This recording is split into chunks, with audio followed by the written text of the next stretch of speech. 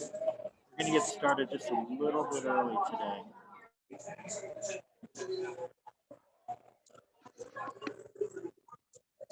Testing.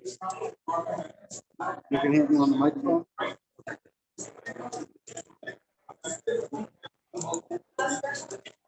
You good to go?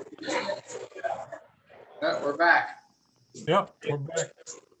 Bringing everybody into the main room.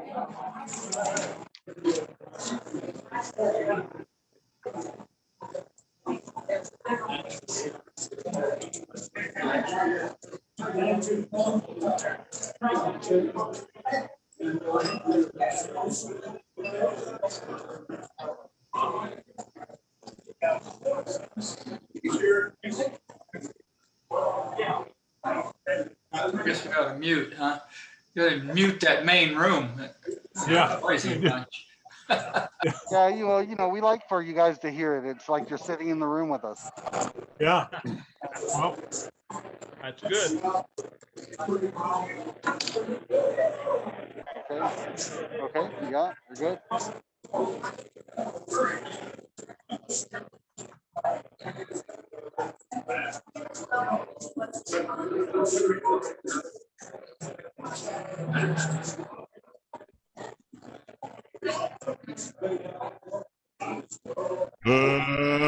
Let's get ready to.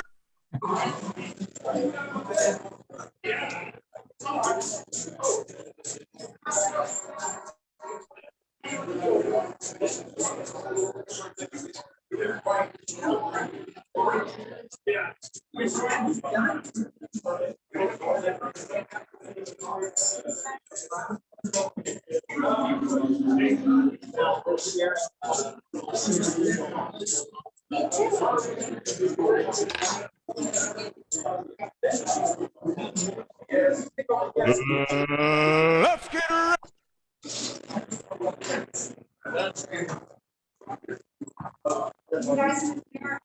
We would be getting ready to rumble if Phil was there. Yeah. We're almost there. Yeah.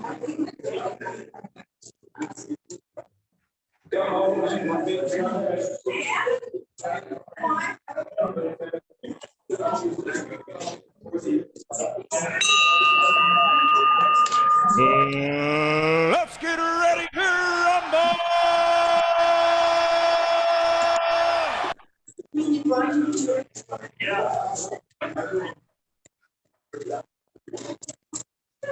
Good afternoon.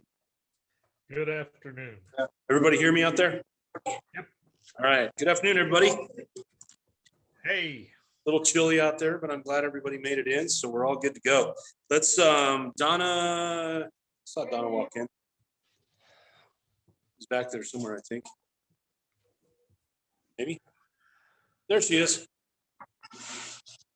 So Donna's going to do our invocation for today, so I'll have her come on up. Thank you. You see me? Happy Wednesday afternoon, everyone. When we get up in the morning, let's not think, oh, well, this again. Think instead, here's a brand new day. Here's a brand new opportunity. Here's another 24 hours to do my best as a Rotary. To make a difference, even if it's only for one moment, to one person, or for our own health and well-being.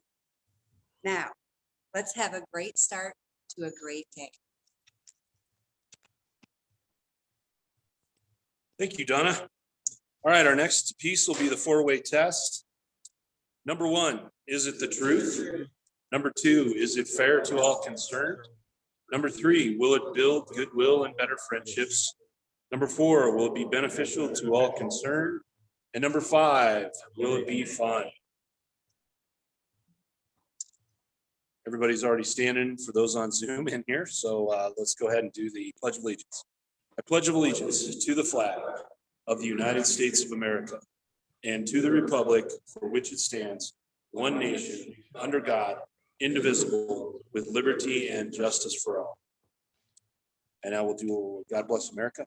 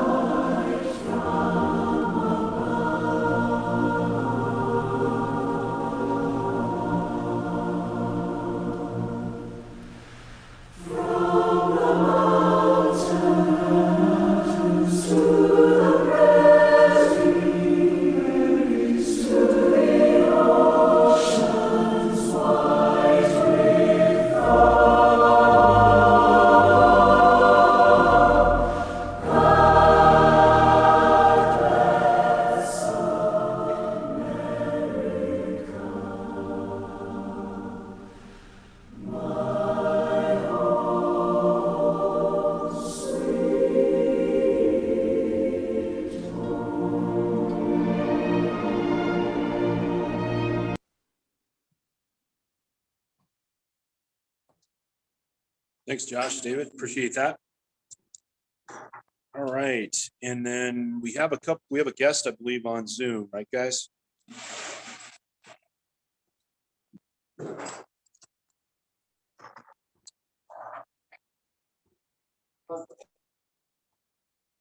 And I know we have a guest in the room, Daniel's daughter, Bailey. Bailey. Everybody say hi to Bailey. Hi, Bailey. Any other guests that I was?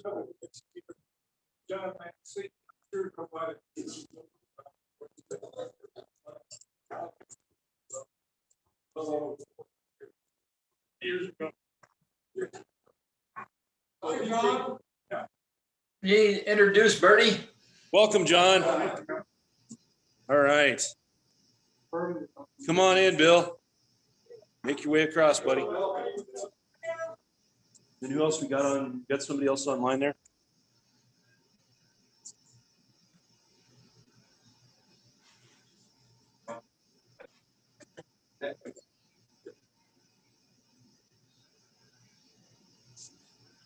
So Phil, You want to have them introduce themselves, David? And this is a friend of Danielle's as well, right, Danielle? Bertie, you're unmuted. Go ahead and introduce yourself. They can hear you in the room. Okay. Bertie? Hello? Yeah, go ahead. It's hard to understand you. Me? yeah, Yeah. Oh, go hi ahead. there. My name is Bertie. Well, welcome. We're glad to have you. Oh, thanks very much. Thanks for having me. so Bertie is joining us from England, so he's got the record for the longest, call-in. Farthest traveled, yeah. Cheers. All right. I also want to announce we have a couple Paul Harris fellows. One is Brad Pierce. Brad, I know you're on Zoom. I have this in my possession, your +2 pin.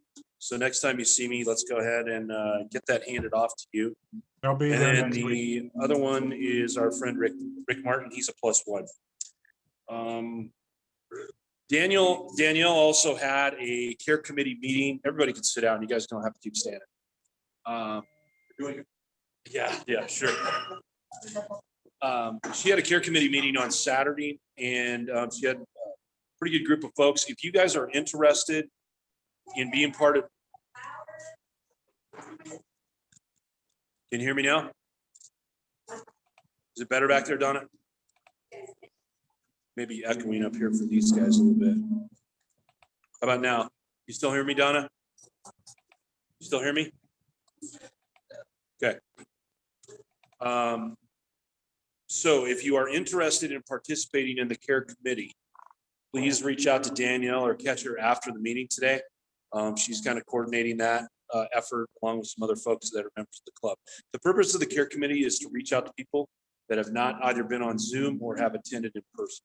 So if you know of somebody that you haven't seen in a while or haven't had a chance to talk to, please let us know so we can make sure we get in contact with them. All right.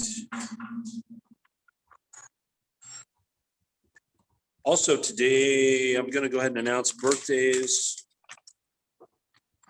David Patterson is over here sitting in the room, February 16th. Happy birthday, David, in advance. I'm not showing any spouse birthdays. Is anybody that's in the room or on Zoom that have a spouse that's birthdays this week?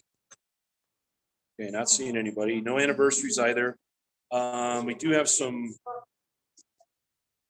date joined. Andy Dixon, February 10th, 2020, hit the 1-year mark.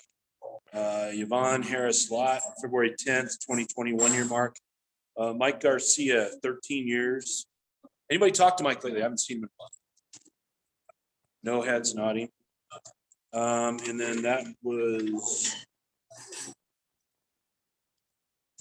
And then, okay, and then we're into next week. So that's all we got for birthdays and anniversaries. Today, I'm going to have Daniel come on up. He's one of our new members. He's going to give a vocational, and then we'll get into our speakers.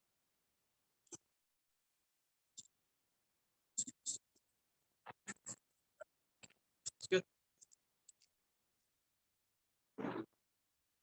Good. Okay. All this technology. Can you hear me well? Donna, can you hear me? Okay. Well, my name is Daniel Olvera Leal. I'm going to tell you a little bit about me. Originally from Mexico. And it's funny, I always say, when people ask me where? Well, I'm from the beach in on the Gulf of Mexico. It's called Tampico. And geography, you know, after that, I always get, oh, is that near Cabo? Like, it's like telling someone in New York that you were born in San Francisco, right? Something like that. But it's a nice town, beach town. So I grew up there, spent majority of my life there. And I went to a Jesuit school for my middle and high school. And even I thought at one point in time, I wanted to be a priest.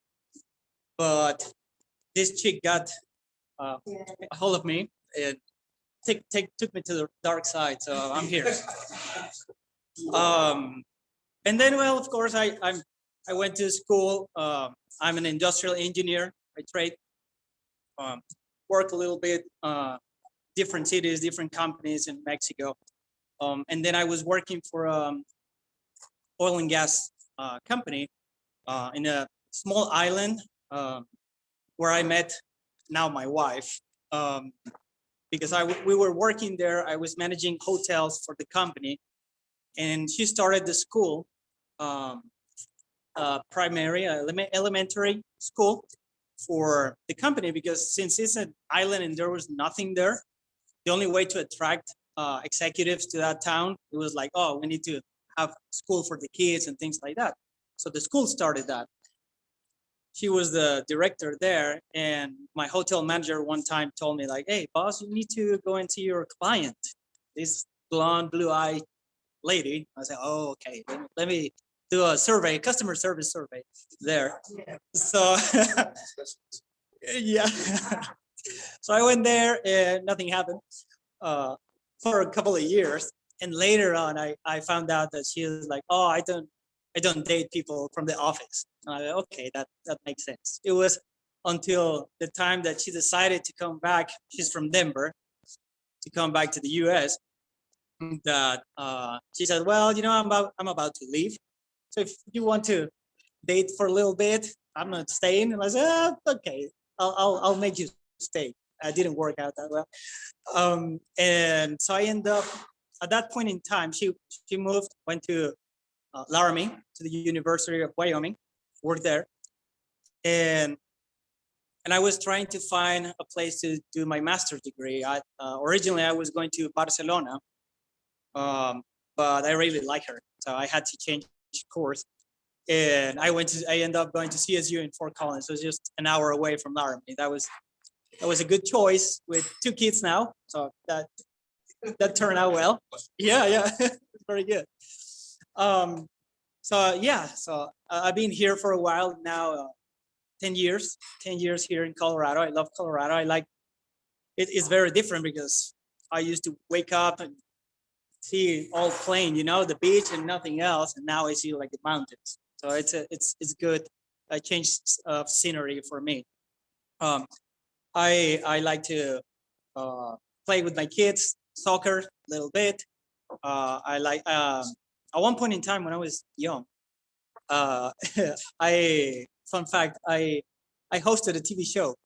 I don't know why I'm so nervous right now, with this little screen in here, but and so what I've been doing is just working in the supply chain industry, and up until last year, I received 3 offers to do sales, which I was like, I've never done that. Why you want me to come and do that? And these acquaintances are like, well, it's not about being pushy or doing sales. It's more about building relationships. And I say, okay, that I can do. I love to talk to people, get to know more what they do and things like that. So I end up going into sales last year. And interesting because I work for a funeral home. It's not like very easy to talk about it, but it's been a great experience. I am really enjoying it. Just to talking to people about pre-planning and what are you doing for the celebration of life when you're gone, things like that. And so I was thinking, I heard about Rotary, like in Mexico for sure, like, oh, the Rotarians, and my wife actually got a scholarship. That's why she went to Mexico the first time. She was sponsored by the Rotarians, and she was living in California at that point in time. And I heard about the clubs, but it was until Nubia, and probably isn't on the Zoom call today, that invited me and say like, hey, let's see if you like this. And I was ready to volunteer and give some time to the community. Not only, like writing a check at the end of the year or things like that, just for tax purposes. No, like to have something more meaningful. And actually, like I'm waiting for those activities that we have to go and do there. Like those are the ones that I like to do. But pretty much I'm here. I would love to. I still have a lot of people to get to know better. So I'll be reaching out, trying to get one-on-ones with you guys. Not only because the Red Badge program says so, but because I really enjoy getting to know people and share what we find, things that we have in common, things like that. So I'm here, and if you ever need anything, that doesn't matter what topic, whatever you are in need of, if I can help you, I'm available. And yeah, that's pretty much it. Thank you very much.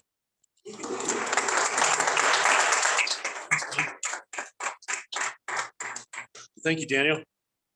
Appreciate you giving us all some insight. All right, we're going to get some more insight today on from Bill Wiggins, but first we're going to have Bailey come up and talk a little bit about her travels. If I'd have known, Bailey, you were going to be here, I'd have done this to you too, but I actually Googled Bill Wiggins. And you guys may not have known this, but Bill Wiggins is a chemist who helped Sherlock Holmes with a case of Charles Augustus Magnus. And I didn't realize you were that popular, Bill, that you're working with Sherlock Holmes. But yeah, so anyway.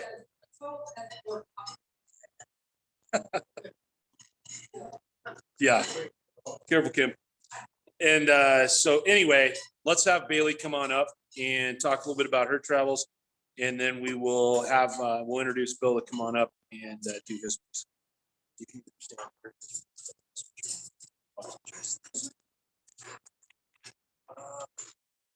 Just look at Josh.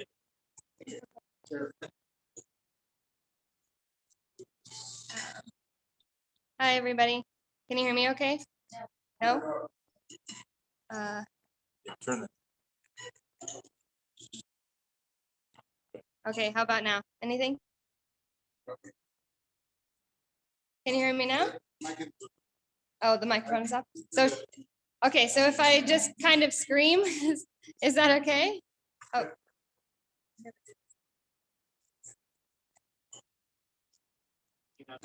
Okay. Yeah. Perfect.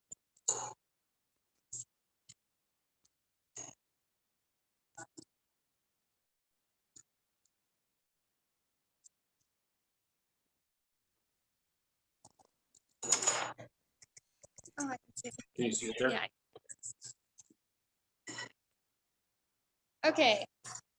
Hi, everybody. Okay, so I have been traveling for about a year now, officially I consider myself a world traveling nomad. So I guess how did it start? Is of course a vacation. Still no? Okay, so 2 years ago, I went on my very first vacation as an adult uh, with my then boyfriend. We went to Spain, we went to Italy, and we went to Switzerland, and it was a really, really incredible experience for 2.5 weeks, and I got to kind of see the world in this whole new light. And then I got back, and then what? So I broke up with my boyfriend, and my job turned really sour, and I was really not happy with where I was in my life. I was working for a job I was really not happy with. I could not find a new job. I applied for 50 to 100 positions in all kinds of different places. I just didn't seem to be going in the direction that I really wanted. My little sister moved in with me, so there was 2 of us and 2 cats and a snake in a tiny little studio apartment in Seattle. So I was pretty sad, but I wasn't all that bad. I was spending a lot of time hiking every single weekend. I was traveling to see my friends and my family. I was spending a lot of time with my little sister, and I was just figuring things out. And then I made a decision to become a park ranger. I really, really am passionate about hiking and being out in nature. And so I started volunteering with the Park Services in Washington. And I signed up for some different courses like my wilderness first responder. And then one day I was hiking on this mountain by myself, got to the top, and asked myself a really, really important question. Still didn't feel completely satisfied. So I asked myself, if I could do anything in the world, what would it be? So I think you guys can all figure out where this is going. And of course, my idea was to travel the world. I didn't have any real responsibilities. I didn't have any kids. Didn't really have anything to lose. I had some investments I could cash in on. My career was really low. I needed to start over anyways. I was really young. And of course, I had all this confidence from just hiking up the hardest mountain of my life all by myself. So by the time I got back down to the bottom of the mountain, I had it all figured out. I knew where I wanted to go. I knew what I was going to do, or at least knew what I thought I needed to do. So that's what I did. I prepared for 6 months. I knew I was going to leave March 1st, 2020. It was exactly 6 months later. I ended my lease. I created this blog. I started practicing traveling, going on day trips around the state and road trips with my friends. I rehomed my cats. I sold my car, and I got rid of every single thing that I owned except for what fit in a tiny suitcase. This is me taking my cats who live now with my aunt. Very cute. So the thing is, I didn't leave any room for failure. And I think that's exactly what equals success. I worked 4 jobs at the beginning. I found this incredible new job who was going to let me travel while I was already traveling. I cashed in all my investments, and I was ready to go 3 weeks before planned. It was pretty incredible. And then at the beginning of February, this little thing called COVID-19, it hit. It was kind of in the beginning, of course, that thing that we kind of heard about. We weren't sure really what was happening. My first assignment with this really cool new job was to go to Singapore and Thailand. But of course, I lost all of that. But I knew that I couldn't stop. There was no way that I wasn't going to continue to travel. I wasn't really scared about this little virus thing. And so I rebooked my flights. I added a little extra trip to California. I went to Yosemite. And then on March 3rd, 2020, I landed in Barcelona. And I had a really amazing first week. I got my phone stolen. I I just saw some really beautiful things. I met some really cool people. But then that little thing called COVID-19 hit again. But this time it was a little bit more serious. The entire country locked down and the whole world locked down. And I'm sure you guys all know this story. I went from, 1 week living internationally to living completely by myself in isolation in a small apartment with no sunlight in Barcelona.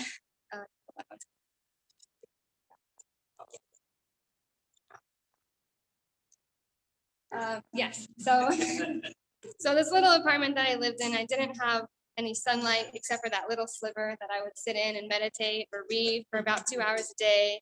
And I just spent these 6 weeks kind of thinking about what I was doing. Was I on the right track? Did I do it right? And I think I did. Those 6 weeks were really valuable. I learned some really valuable lessons about spending time alone and kind of realized all these things that I was capable of. And I knew that even though it was going to get complicated, I was going to keep going. So when I was able to leave this isolation, I moved back in with my friends eventually at the hostel, and I continued to walk around Barcelona. And I had this absolutely incredible 5 weeks of doing it, of doing this dream. And the next slide is, this is the whole city of Barcelona, and I pretty much watched the entire thing. I loved it, and that was that. So I couldn't stop. That was at the beginning of June. So from there, I ended up going to Madrid.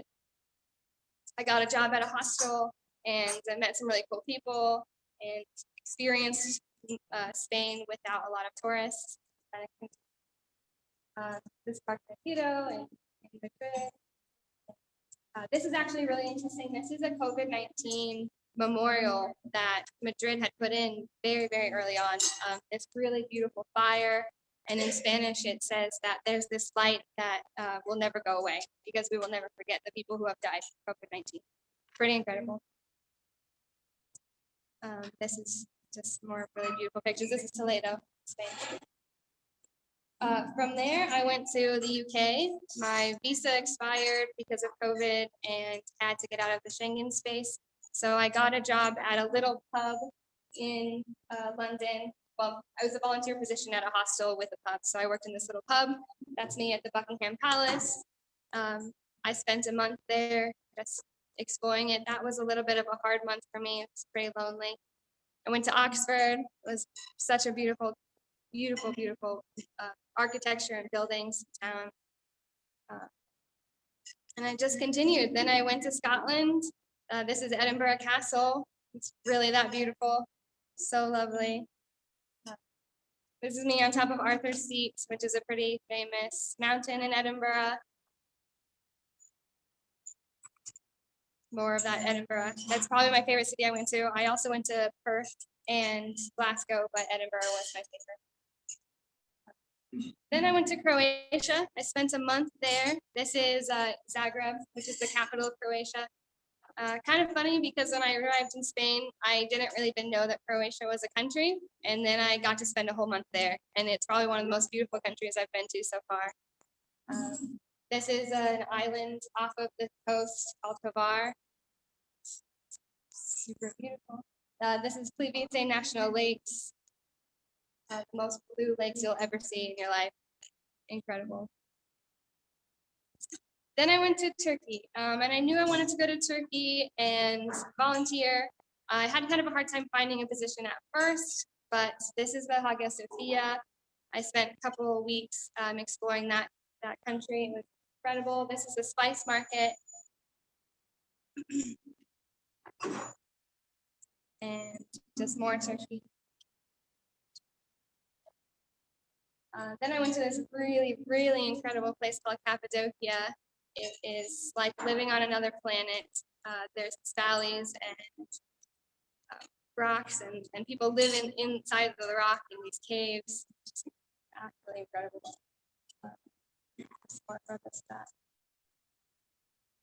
I got to do the hot air balloon ride, probably such a bucket list agenda. Incredible. And then I did actually get a job. I got this position on an organic farm in northern Turkey. And so I went there. And it was so cool to learn about having an organic farm. That was the first time I've ever spent time on a farm. This is super interesting. They have peasants there. So I was really excited to learn more about that kind of culture and why they're called peasants and things like that. I actually ended up being on the news in Turkey. They happened to be there while I was there, and they interviewed me as one of their cultural exchange people. They also had this really amazing yoga studio, so I just had such a nice time when I was volunteering there. And then after that, I continued to travel through Turkey for about 6 more weeks. So these are some more photos of that. I have seen some of the most amazing ruins I've ever seen in my life. I had no idea how much was there. Apparently, Turkey has more ruins than Greece. It's just gorgeous. These are pictures of Pamukkale, which is like these hot springs that have like big calcium deposits. And there are stadiums like this every 50 miles, I promise, in Turkey. Yeah, along the entire coast, exactly. So yeah, and so in 2020, I went to 5 different countries, about 36 different cities. I slept in 56 different locations. And I honestly just had the most incredible time I've ever had in my entire life. So now that I've been back in the States for about 2 months, the question is, what now? You know, do I continue to travel? Do I come back and get a job? But the answer is that I'm going to keep going. I'm absolutely in love with this minimalist nomadic lifestyle that I have. I feel so lucky to get to see all of these different countries and meet these different people and understand more about culture. My degree is in anthropology, so I just get to really live that lifestyle. The question I always get is, how do I keep that sustainable? So this is probably one of my favorite pictures because this is me on a bus in Croatia, connected to my hotspot, trading in the stock market. So I learned to do that last year in May when I was in that isolation in Spain. The economy was going down and I didn't really know what that meant. So I was really curious. And so I kind of just started doing all this research on economy or economics. And I realized that I could just start trading in the stock market so I could see what happened. And I ended up becoming fairly successful. Started making money recently, and I'm pretty excited to kind of keep doing that. And that's my story so far. So you can follow me on Instagram if you want. I post like photos that I take along the way, and I have a website, which I have a blog. You know, I write about different inspiration that I have. I deal with anxiety, so I write a lot about how I deal with my anxiety while I travel, and I also make really cool videos when I get the chance. I didn't know if we had time. I have one that I linked if you guys wanted to watch it. Is that a yes? I think that's a yes.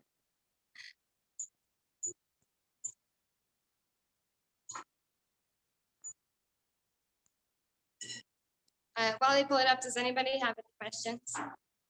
Yes. Where are you going next? So today, actually, I leave for Chicago for about yeah, for about 3 days, and then I go to England on Saturday, probably for about a month, and then hopefully after that I go to South America. That's the plan. You have to quarantine. I do, yeah. Sorry? Correct, for 2 weeks. I'm gonna trade in the market and hopefully make a lot of money. And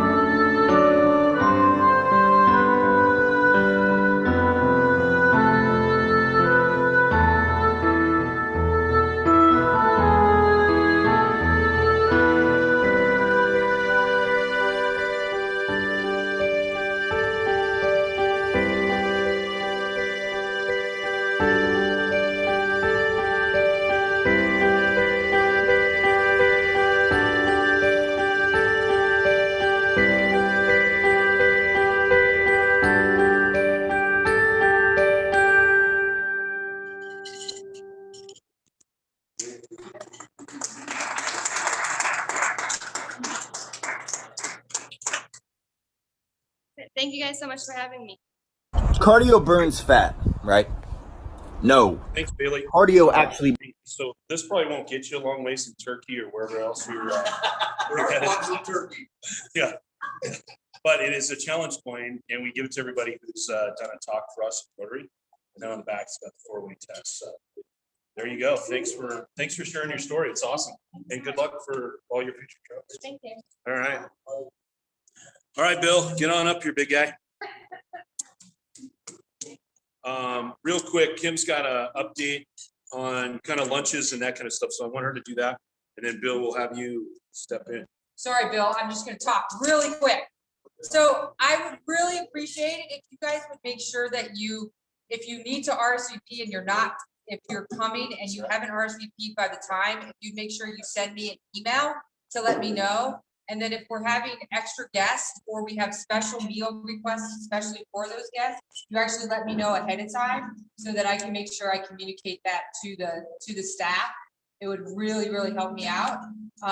Today, just as an FYI, I actually predicted additional over. We had 3 people who didn't show up who were supposed to be here. If they would have showed up, I would have been way off my number.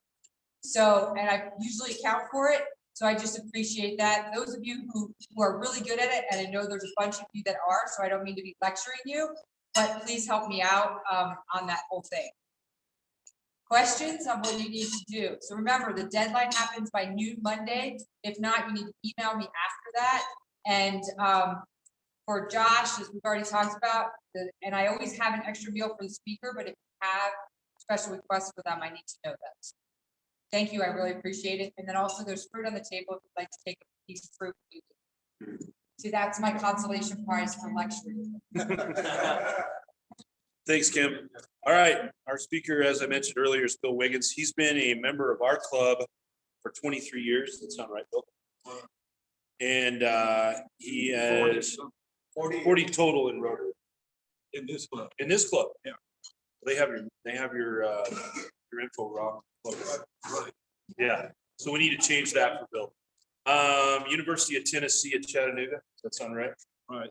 Google's got it right for you, buddy. Really? Yeah. And I'm really excited about this because I've rang the bell with Bill a couple times. He's got some great stories that he just shares while we're ringing the bell. And he's a curious personality like myself. So I'm excited to hear what you have to say, Bill. It's all yours. Well, thank you very much. Can everybody hear me now? All the way back there, we can hear.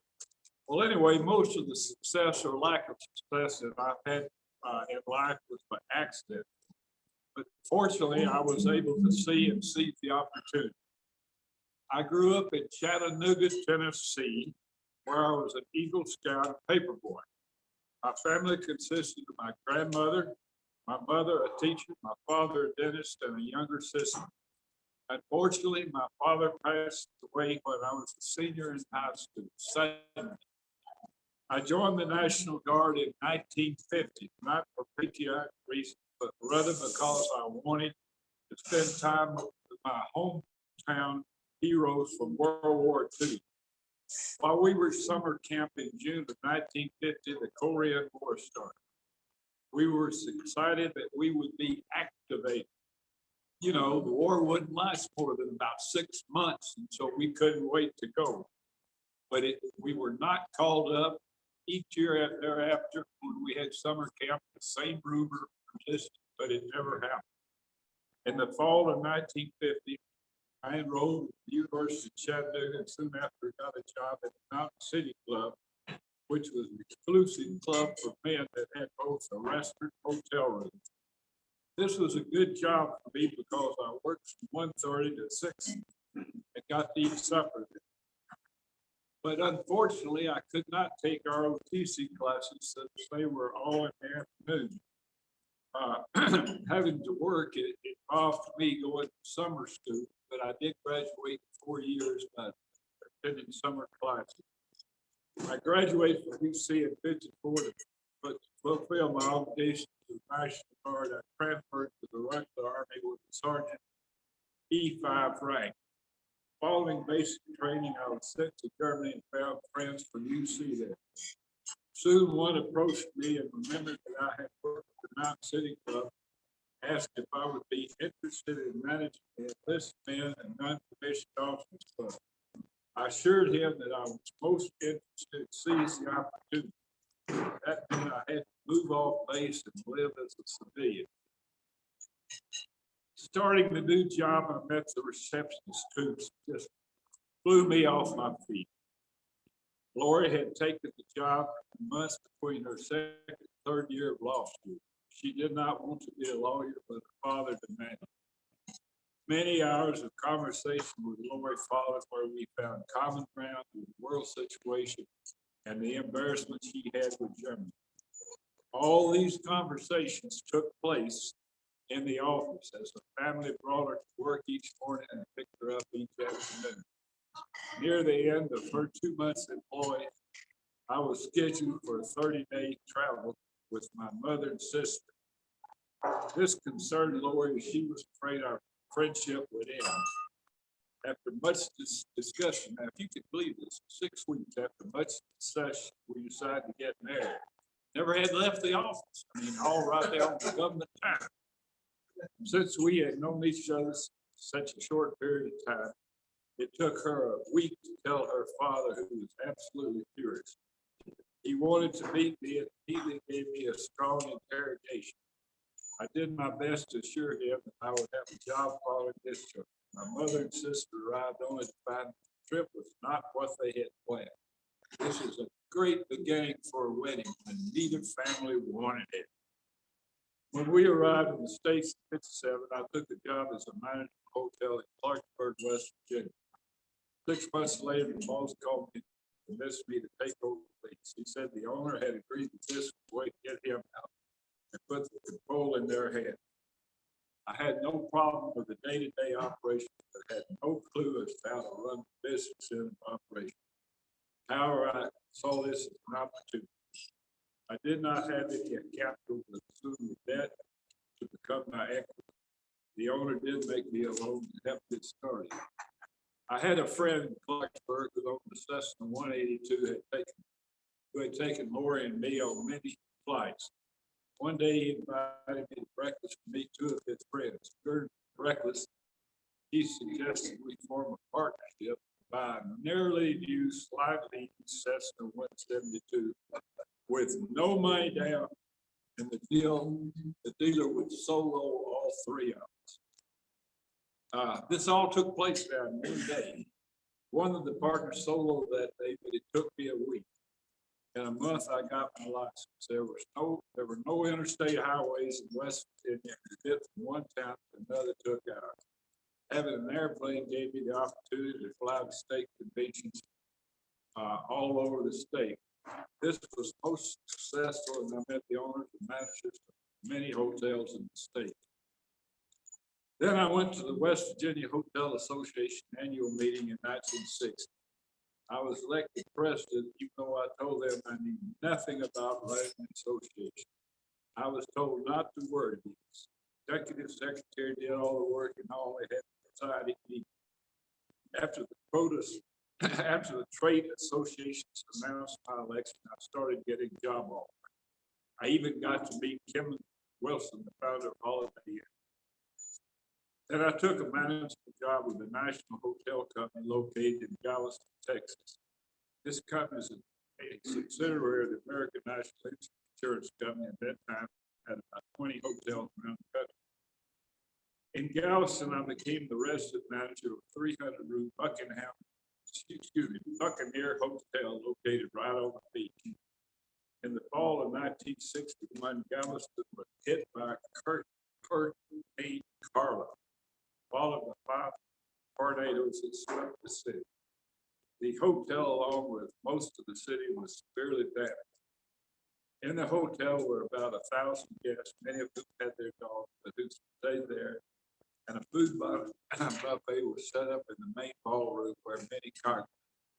This continued for 3 days with grocery stores bringing in food. Many of the guests pitched in to help clean up the kitchen work. Because of the hotel location, law enforcement, news media set up headquarters in the lobby. Dan Rather, who was with the Houston station, was there for TV coverage.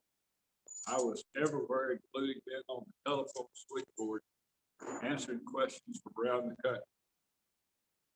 When the storm was over, none of the guests left since there was no place to go. The hotel was stripped of everything outside, including all equipment on the roof and most of the windows had blown out. The company decided to give the hotel to the Methodist Church to be more a retirement home. I stayed there several months trying to manage the project of the hotel and do what remodeling could be done. Thankfully, I was sent to manage the Cortez Hotel in El Paso, Texas. Not long after my arrival in 1963, an agreement between the United States and Mexico was reached to settle the boundary between the two countries. This was called the Chamizal Treaty. A major ceremony was scheduled between the two countries where the leading officials from each country would meet. The Cortez was chosen for the United States delegation headquarters. This delegation included President Kennedy, Vice President Johnson, and many other top officials. So that was my one chance in life to get acquainted with President Kennedy. Secret Service planned to begin arriving about 3 weeks before the event. The government took the entire hotel, existing reservations were canceled, and all employees were screened. During my stay in El Paso, I was a member of the Kiwanis Club, which had founded the Sun Bowl in 1934. This was in the middle of the Depression and was seen as a means to create some activity during the holiday. Sun Bowl continued to grow, and when I came into the club, it was still responsible for selecting the team. Members were going all over the country to see teams play in this cause. Much excitement. It was a year-round business with the office located in the hotel. Now the hotel, the Sun Bowl has grown until it and the related activities take about 6 weeks, becoming the biggest event of the year in El Paso. Well, during the previous fall, Bob Young represented the development, a Dallas development company that was building an office building about a block away from the hotel, offering me a job leasing office. It would be a major change for me, leaving a job with a good salary and moving to one of the commissions only, but I saw it as an opportunity to advance my career.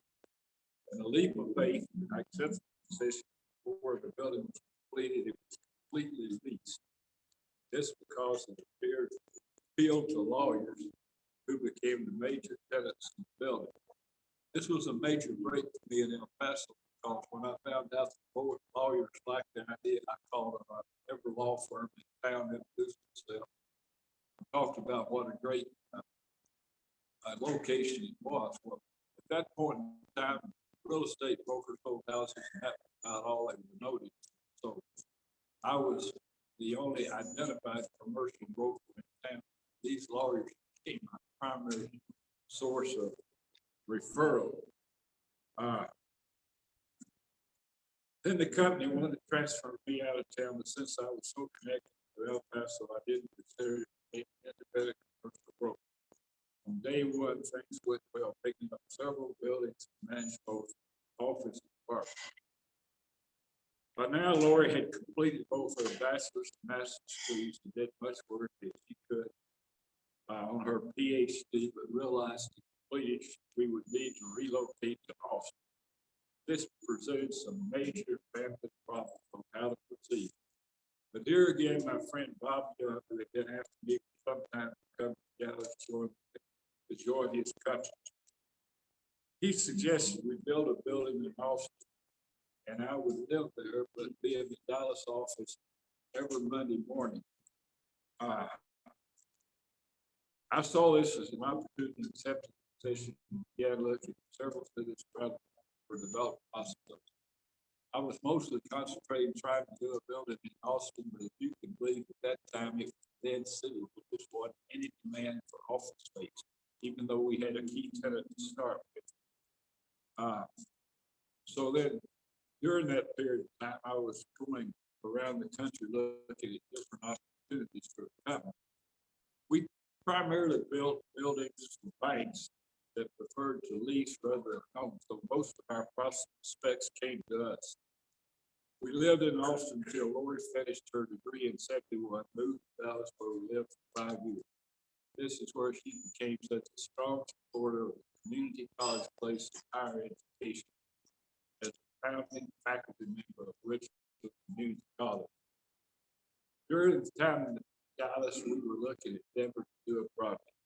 Several sites were considered, including the Cherry Creek Mall, where I became acquainted with Temple View. I don't know how many of you know Temple View, but not only was he a leading Rotarian in the city here, he was sort of the father of building a shopping center. This goes way back previous to 1950.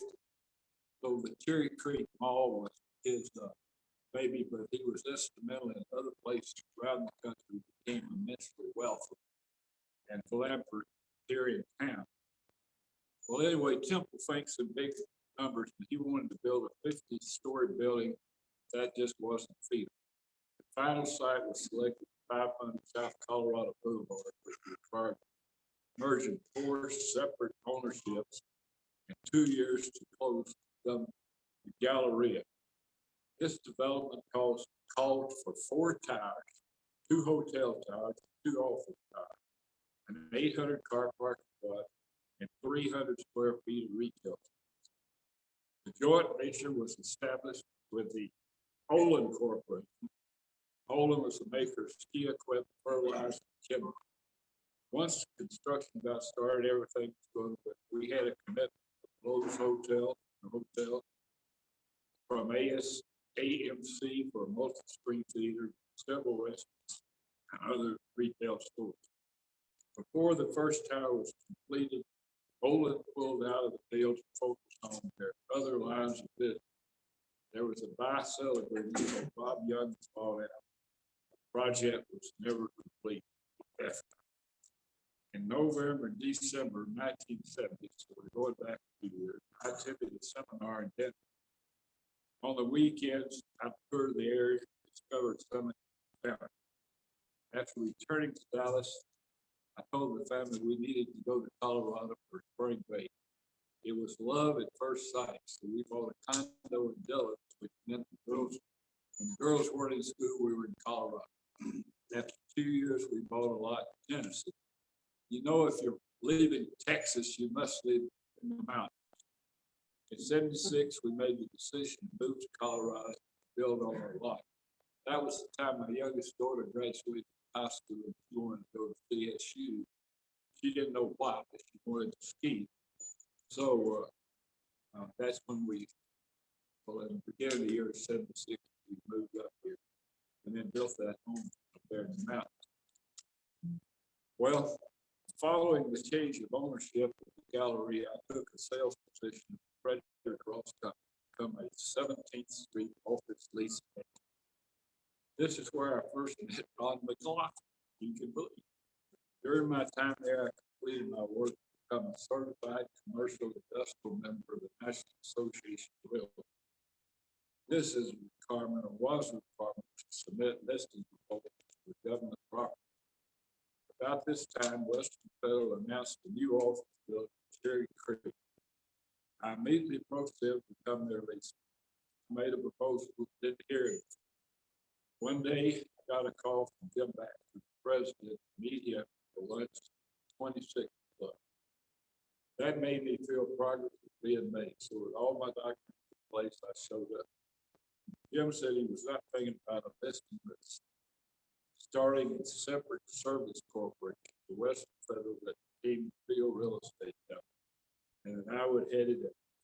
This was a great opportunity, and I took on Western Federal property, including 600 acres, 6th Avenue to Mississippi, between Sable and King, plus the building of Cherry Creek and many other properties, some of which were out of town. Marketing 600 acres involved much work for the city of Aurora in zoning, land use, and public dedication. The plan was devised to create what was known as City Center. A large portion of the land was sold to the Prudential Insurance Company, who asked me to be the project manager of the development. And by the way, after I left Field Real Estate, Ron McLaughlin came on board there. Prudential was looking at Denver's future growth area, but after 3 years, they took the project well, all the others that had it whole as a result of installing the concrete. Following this, Lyle Engelstad, who was also a member of this club, on Thunderbird Companies, and who was the undisputed leading land broker in the area. That's me to join his company. I was certainly flattered. Not long after this, Lyle was forced into bankruptcy since he was still a part of most of the land syndications he had established. Federal government through its agency was foreclosing many properties that they put out to West proposal. Because of Lyle's bankruptcy involving property government loan, I had to find another employee went to a company that became part of Moore Commercial.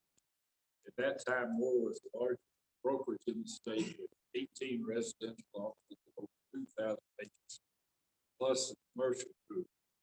Bill Moore was one of the most influential people in my life. He was also the president of the National Association of Realtors. And Ron McLaughlin worked for me. In 1991, I started getting government listings of foreclosed properties that included what is now Home Street, E4, all kinds of properties on the E470 corridor. I told everybody I couldn't sell them, I just gave them away since nobody could get financing. The only way somebody could buy it, they had equity. But for me, it turned out to be a very lucrative period of my career. And going back to 1984, Dr. Chang, president of the Community College of Aurora, asked me, John Kennedy, and Stan Whitaker to see what we could do to find a permanent building for the school. We attended State Board of Education meetings for 2 years where we were not welcome. Money for community college would have to come from funds for 4-year institution. And then not only that, there was opposition to the city. The plan was for the city to donate the land and sign the lease to permit the finance to build. The school board and some city council members told the cities could not get involved. But despite this, through the effort of many of the people in town, the plan moved ahead. The architect, contractor, lender all worked together on a spec basis to design and finance the building. Not enough can be said about all the people who stepped forward to make community college an outstanding education facility. The next event to come along was to get an interchange 225 Alameda at the city center area to be accessed. Not the state, the city, or the Chamber of Commerce participated in funding or raising funds for the project. An education enlightenment committee was set up under the leadership of Paul Suss and John Borowski to inform the public of the benefits to vote for bond issue funding, and it passed. That was a miracle. One of the strong opponents of the interchange was State Representative Bob Haggard. He said it would only benefit the adjacent property.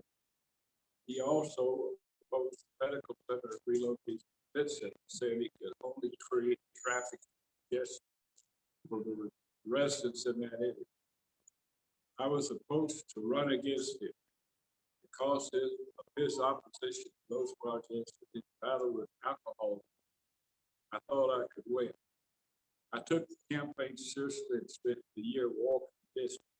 Many people in our Rotary Club walked with me, did it almost every afternoon, Saturday afternoons, whatnot, and learned a lot. And it was very profitable for me this meeting with people. But you know, I thought I had it wrapped up. Results of my walking for the community league.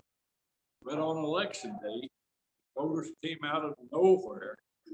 Senator Ben Nighthorse Campbell was the only Republican in the to win in the district. Brought a support. He Bill Owens. I was really committed to this job. So, Mike Bailey, what do I do now? She had lost a job and I had lost an election. Well, I've been doing a lot of bicycle riding, heard about a 20,000 mile through 45 countries that would take an entire year. I looked into it and decided it was for me. Without a doubt, it was the most important event in my life. Seeing people along the back roads of the world, eating their food, visiting their homes where many had never seen there. There were 250 people on the trip, and we spent most nights in tents. All our gear was carried on a sidewalk. But within a few days back in Denver, I was at my desk putting together loose things. During the whole time I was on the trip, I was in contact with the office 2 or 3 times a week because I didn't get any new listings during that period of time, but we kept things moving, the properties that I had under contract. So that in and of itself was quite a compliment. So anyway, I went back, started working again, and thought I was ready for retirement. I was still there 10 years later. I continued on with Colwell Bank until 2011. I retired. My goal was to work until I was 80, but I missed that date by only a few months. Laura had encouraged me to retire because she wanted to travel. I now believe she knew her memory was faded and wanted to go more places. She did a great job concealing her problems, memories, whatnot, and most people, including the family, did not realize how bad it was. Then at the end of the year 2013, she was diagnosed with Alzheimer's, and it was just a few months, like 5 months after that, until her death. Following her death, I was at a loss and was working with a therapist. She suggested that I plan to go on a trip to the Amazon, Lori and I had planned. This was the beginning of another round the world trip, this time visiting 20 countries, which took about 5 months. Well, after I got back from that, I started talking to Molly Link. Her late husband had been a member of this club, Bob Link, so you old timers can remember him. Molly and I have been active in many of the same organizations, including the Chamber, the CCA. We both acted in politics and attended the same church, loved baseball, and most of all liked travel. So much in common, marriage seemed to be appropriate. Well, my life has not been all work, and I've enjoyed the great outdoors. I was a member of the Colorado Mountain Club and did a lot of climbing and hiking with Gordon Sheehan. I don't know whether everybody here remembers Gordon or not, but he was, yeah, for sure. He was a member of this club. I don't know where I am at the time, but the first meeting I attended, he sat across the table from me and invited me down to his cabin near Monarch ski areas. Weekend skiing, we got on the slopes, started down. He said, well, I'm not ready for that. He said, you know, I used to start with gun barrels to warm up. I said, Gordon, I need to kind of warm up on blue run. Well, anyway, that was the beginning of a relationship, and Gordon and I did biking, skiing, traveling, not all over here, but we did most of the 14ers, we did all kinds of things together. He was one of the true friends that I made out of the Rotary Club. Well, I was also a runner and participated in several marathons. How am I doing on time?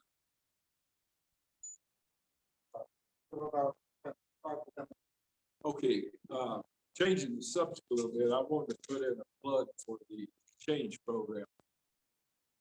When we were living in Dallas, my oldest, well, both kids were in the exchange club in their student exchange club in their high school. And Carol wanted to be an exchange student, so she went to Malaysia.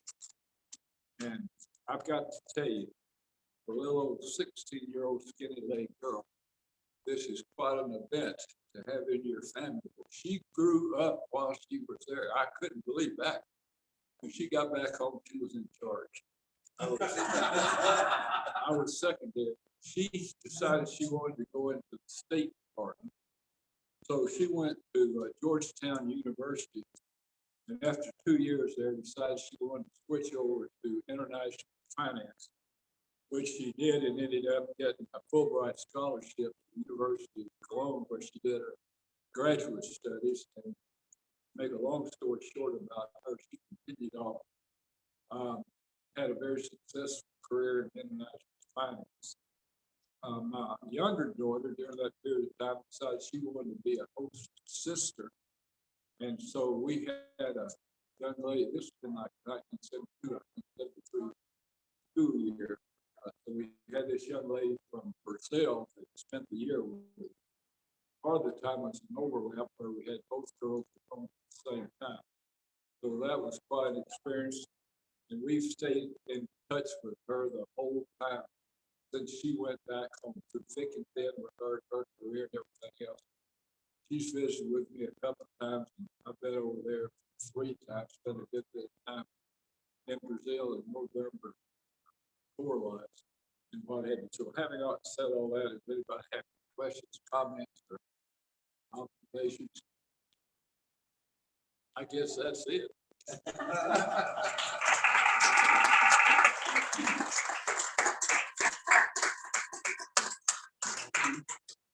Thanks, Bill. And for you as well. There's that challenge going and on back to the 4-way test. Thanks for sharing your story. Thank you. Good stuff. Real quick, are you going to be here next week or do you know? You are? Okay. As a quick point, David, I don't know if how many of you know this, David's going to be moving to North Carolina.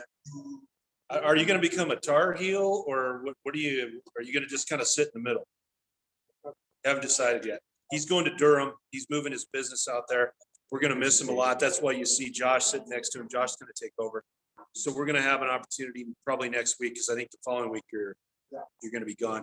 So we're going to take a moment next week and just thank David for all he's done because he's really been an impact for our organization. So we'll do that next week.